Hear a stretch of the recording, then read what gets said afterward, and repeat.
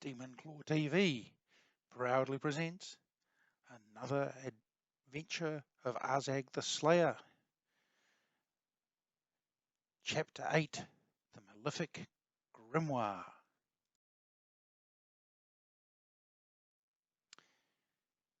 Prologue.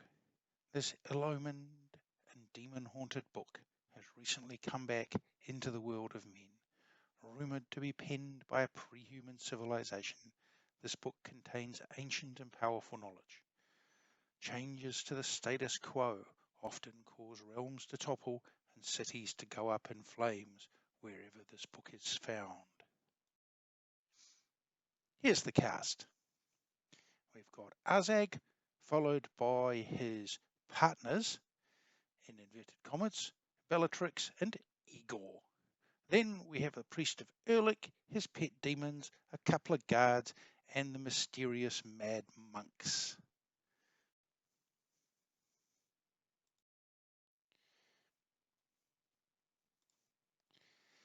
Right. Arzag. The markets are filled with throngs of people trading goods for all over the region. Arzag wants to make contact with Juma, a comrade from his old days as a horseman who might know where the merchant vessels or caravans are and can connect him with a less than ethical merchant who can accept stolen goods. Arzag makes it to a waterfront tavern. This is filled with people of many shapes, sizes and backgrounds. Other quarters of the city are more tightly controlled and much less accessible to foreigners. Unfortunately, Arzag stands out like the proverbial dragon in a tea shop. He finds an urchin and asks him to find Juma and bring him here. While relaxing over a beer, Arzag is approached by a man in a robe inscribed with embroidered symbols. The other patrons give him a wide berth. The man introduces himself and asks Arzag to steal a book from the library of the Temple of Erlich. The man offers 50 wealth, which is a lot, to recover the book. Arzag tries to bargain for more, but the man demurs and suggests that a stranger coming to the attention of authorities might spend a long time in the dungeon. Arzag agrees to the basic offer. The man then leaves. Juma arrives. Arzag tells him of his mission. Juma advises that the only way into the temple library is via the sewers. All the other entries are too heavily guarded.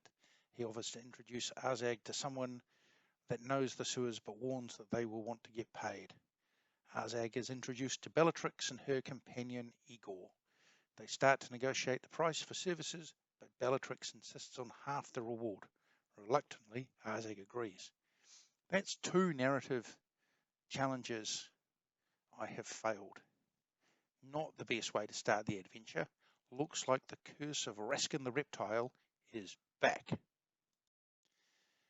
Arzag and his partners find a guide with the promise of another 5 wealth.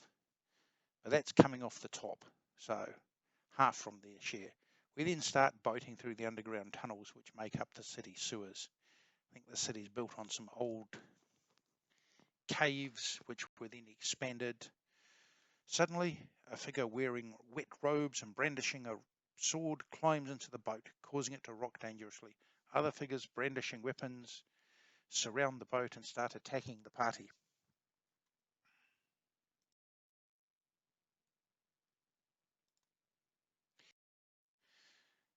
Arzag stabs the monk with the knife 8-6 and then moves to the other side of the boat. Bellatrix manages to stab the monks next to her 6-4 and then manages to defend against the counterattack. Bellatrix is stabbed by the monk behind her, who then climbs onto the boat. 8-6. Igor mighty blows the monk in the boat. 9-3. Arzag stabs the monk in the boat. 10-8, and then jumps in the water to deal with the monk attacking the boatman. The monk turns from the boatman to attack Arzag, who parries his knife thrust. 8-8. Bellatrix fails to break the pin of the monks. 8-10, and takes another point of damage. These monks seems to be targeting her over other opponents. Igor jumps in the water to attack the monk with the staff and hits 11-4. Igor then parries the monk's counter 5-5. Arzag strikes the monk with the knife a mighty blow. The monk misses Arzag 4-11. This leaves Arzag the opportunity to land a fatal stab 10-3. The last monk, distracted by Arzag, misses Bellatrix 5-6. However, another monk hits Bellatrix 8-7.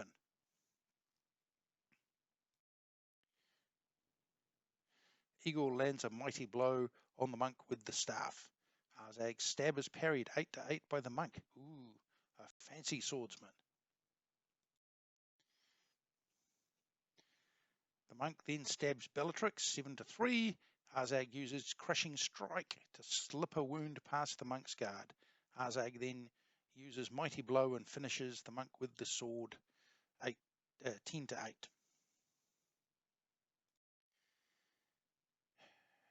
party regained the boat.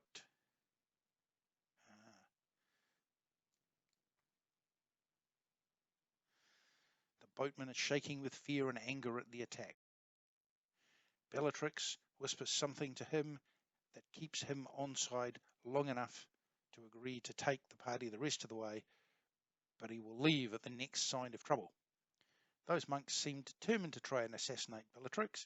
All the random rolls to determine who they attacked resulted in her being the target of choice. She is now down to 1 wound at this point. Arzag wonders what baggage Bellatrix and Igor are bringing with them. The team arrive under the temple, and the entrance is guarded by a huge locked grate. Igor moves up to open it, but Arzag steps in front and snaps the lock with a twist of his knife. We tie up the boat and leave the boatman here. The scenario seems to assume that Igor will have the best brawn of the group. However, that's not the case.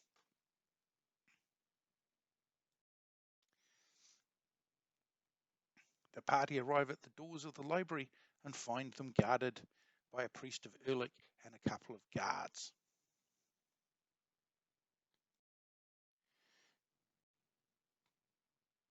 Here's the view down the corridor.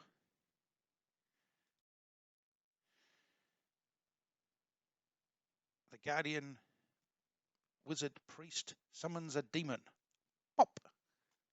Bellatrix misses the demon with her arrow and then moves to cover. The demon moves up. Igor moves up. One of the guards moves up. Bellatrix manages to hit the demon 6-5. Thought she was supposed to be good with a bow. Igor moves up and slashes the demon. Arzag then moves up and stabs the demon, taking it down. All 3 partners inflicted 1 damage on it. That's teamwork, that is.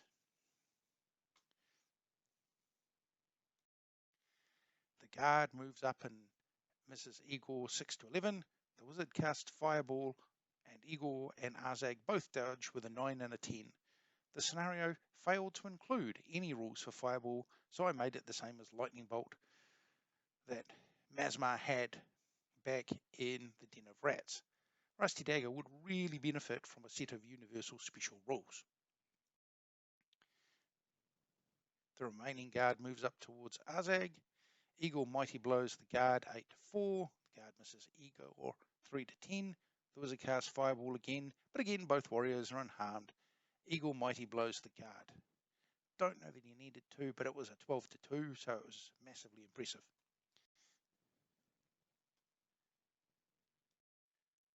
Seeing his chance, Arzag dashes forward and stabs the wizard.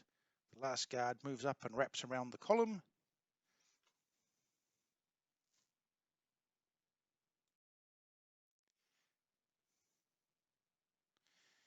The wizard misses Arzag 3-5, or 3-15. Arzag mighty blows the wizard 10-2. Wizards these days, no stamina. They just don't like it up them.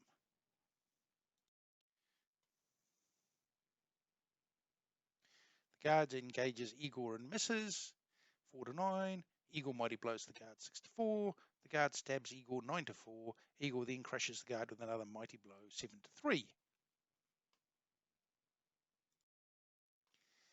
Bellatrix tries to break the magic seal covering the entrance portal. However, she fails, and this causes her to take 1 damage, and she goes unconscious. Igor then moves forward and picks up her body. They both then leave. Right. It had been my plan all along to get rid of these parasites, but now Arzag has to get past the magic trapdoor. Fortunately, I can do this as many times as necessary. Unfortunately, I will take damage each time I fail. Worse news, Arzag sucks at Arcane. Arzag takes 4 damage before he rolls high enough to pass. With -2 to your magical aptitude, I needed to roll really high. I think I got an 11. That's more damage than Arzag has taken in the physical combats, and I like the idea that other attributes play a role in these adventures. Otherwise, it's just another game where intelligence is the dump stat. Right, Arzag gets into the library, grabs the book he is looking for. It feels disgusting to the touch. He stuffs it into a leather sack. An alarm is raised as Arzag wheels to escape.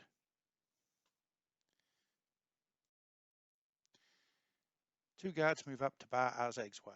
Arzag and the first guard charge towards each other. The guard misses 3 to 12. The second guard moves up. The last action goes back to the first guard, who misses 4 to 5. Arzag then mighty blows his opponent 13 to 2 and 15 to 4. So he's down. Arzag moves up and stabs 11 to 4. The guard then attacks with a flurry of blows, missing 7 to 8, and then Arzag parrying 7 to 7. Arzag then strikes with a mighty blow, 7 to 3. The guard misses, 3 to 11. Arzag then uses Crushing Strike to finish him off. Block. With 2 more turns before the next guard arrives, Arzag slips back into the sewer entrance and secures the grate by jamming a spare knife into the door jam. Won't hold up for long against a determined thing, but if they don't know exactly where I've gone, it should be enough for now. I'm not sure how 2 guards of that caliber were supposed to hold back a level 4 party for 4 rounds before reinforcements could get there to help them. Row, row, row your boat. Right, Arzag makes it back to the boat, only to find the guide gone. Boat's still there, no guide. Arzag spots his bag floating forlornly in the water, spinning slowly. Retrieving it, Arzag finds a small healing potion, aka hip flask. While rowing it back, it becomes clear that Arzag has chosen the wrong tunnel. Trapped in an increasing current, the boat goes over a waterfall. Arzag jumps free. And now he's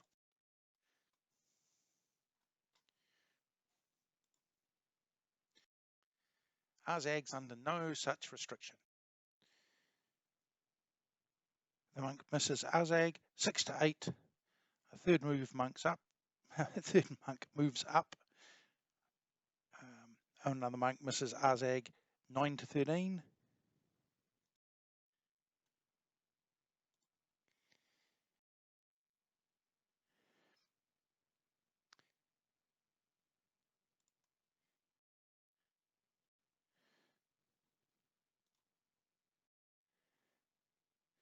Arzag strikes him with a mighty blow and finishes him with a crushing strike.